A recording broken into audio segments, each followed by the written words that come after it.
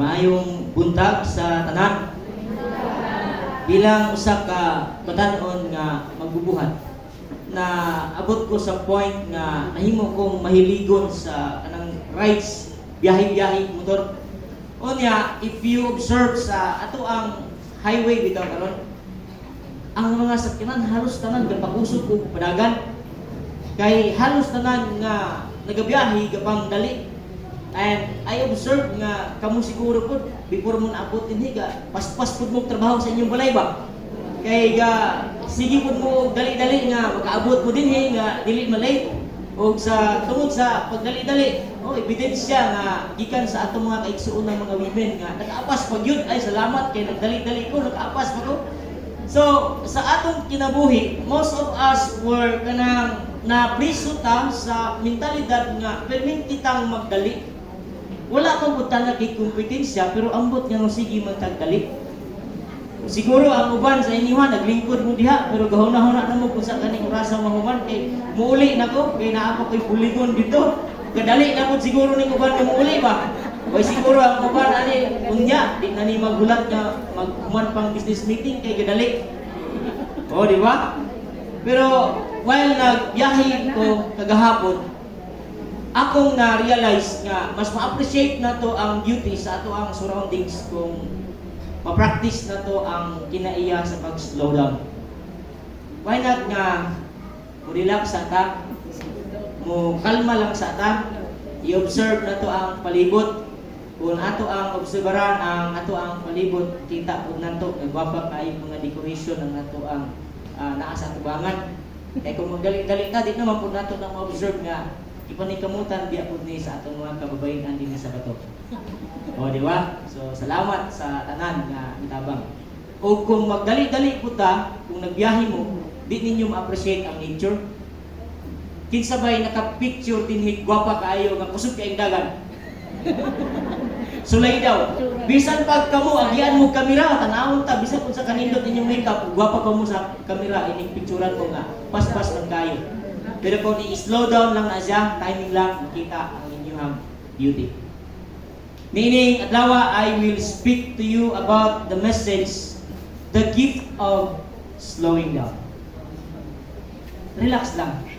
Timing lang, good. Ayaw lang kaayo pagdali.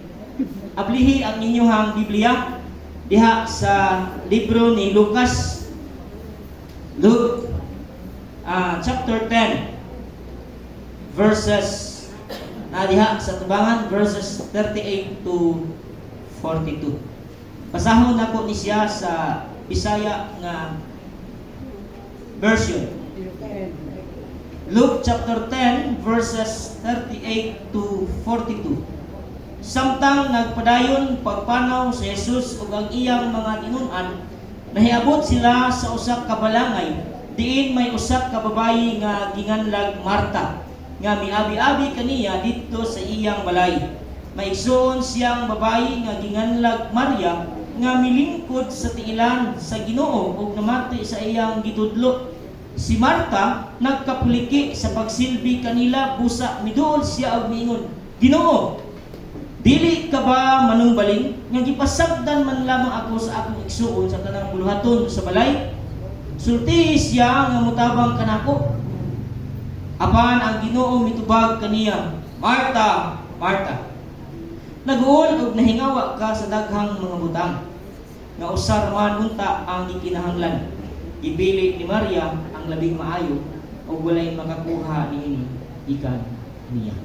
Ang Dios magadugang sa pagpanalangin sa pulong nga ato ang gibasa. The gift of slowing down. Kasagaran sa mga hinikanan, mga kababayan, pila-pina o nagtrabaho mo o opisina nga nag-required gyud og oras sa inyong trabaho, magsige mo dali-dali. Bisag wala mo nag-opisina pero muramog ng opisina kay gasige pud mo dali nga mahumaglaba kay naapa mo'y apo nga atimanon, pag humag atiman sa apo, maghugas na pud mo plato, magdigamo na pud mo para paniudto, or tingali ako ban sa inyo kadali-dali kay napay laing adtuon. Usahay gani bisan mo sibag kadali kay naapay adtuon na pud. Sikha na gamay imong tapad ina, wala ka kadali.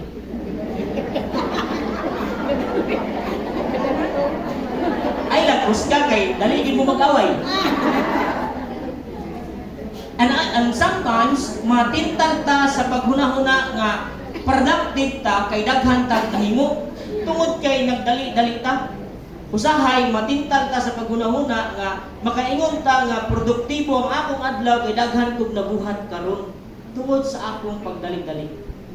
And sometimes bisan sa atong pag-ampo gadali ta, pila lang ka sentence, amen. Kay gadali kay basig malay pa. Matulog ko sa iyo. Dugay ba ito matulog? Yung mag-cellphone pa?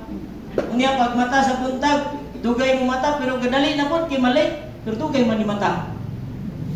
I do not know kung pila sa inyo ha ang gusto nang ulit, kaya anong dugay man kayo ni Muhammad ang walik. Unya, mag-meeting ra ba siguro mo unya business meeting? Kaning meeting, lahay ra ba kaayo ni? Basi gusto na po mong ulit, kay gadali po mo, kay nana po mo, hinalay ditong panguhaon. Correct daw.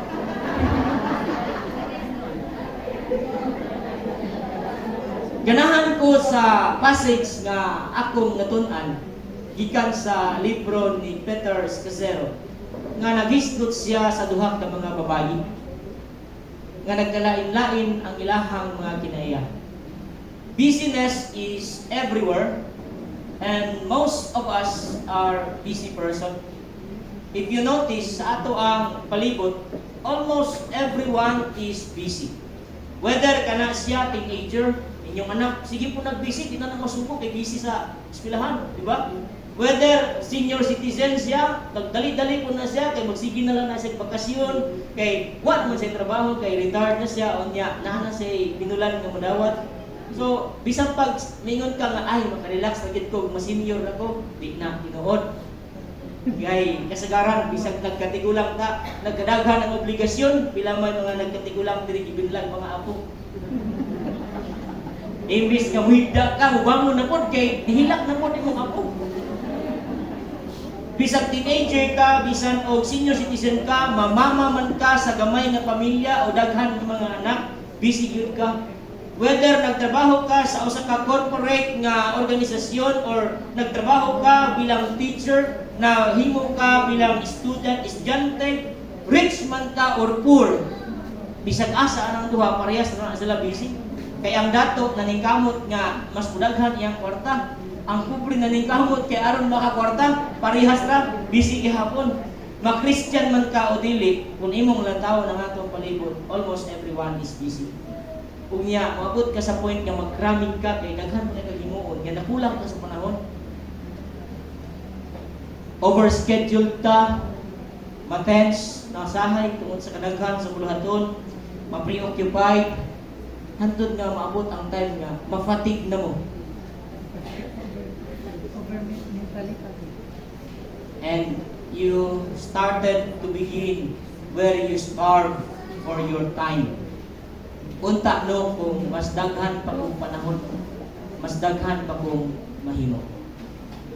Well, dili man gyud tanan busy kay ang akong ingon ganiha almost everyone, but ang ubang usab, few of us are not busy but bored. Boring lang. Gikapoy dili tungod kay daghang trabaho, gikapoy kay boring. Unya, ang tao ra ba basta boring, mas kuyaw siya guna-huna sa trabaho. Oh, kanang taong way trabaho, mas kuyaw na. Kay mas daghan na siya, gihuna-huna, gikapoy na siya, gahuna-huna pa lang na siya. Others are not busy, but they are just bored. To the point where we end that we ignore the presence of the Lord and we ignore the gifts all around us. We are bred nga kanang working hard. Gitudloan gyud ta sa atong ginikanan nga trabaho gyud day, trabaho gyud kay mao ra gyud ni imuhang puhunan kay manginabuhi ra gyud ka. And even sa church, gibred ta sa simbahan nga kana bang mubuhat gyud, mulihok gyud. Bahala wa panahuman ang meeting, wa panahuman ang desisyon basta kay magsugod na ka sa imong trabaho ron kay ulahan ug mahuman ang meeting at least na kay nahimo. Wala pay desisyon pero gahimo na ka, gabuhat na ka.